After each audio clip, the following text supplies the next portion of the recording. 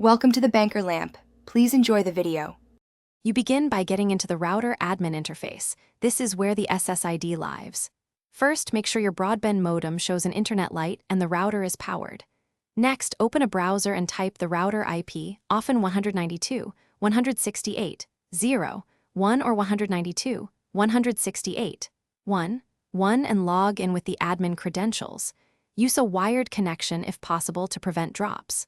Once you're in, locate the wireless or Wi-Fi settings section. That's where you change the network name and related options. Now you edit the SSID and tighten security. In the wireless settings, replace the current network name with your chosen SSID, pick something unique but not personally identifiable. Then set the encryption to WPA2 or WPA3 and enter a strong passphrase. Longer passphrases resist guessing.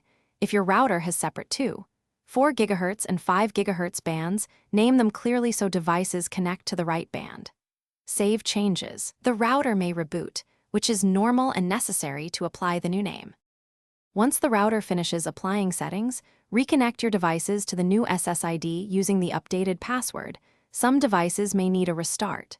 Make sure each device obtains an IP address and can reach the internet. Run a quick speed test to confirm performance. If a device won't connect, make sure you type the passphrase correctly and that the correct band is selected. Troubleshooting tip.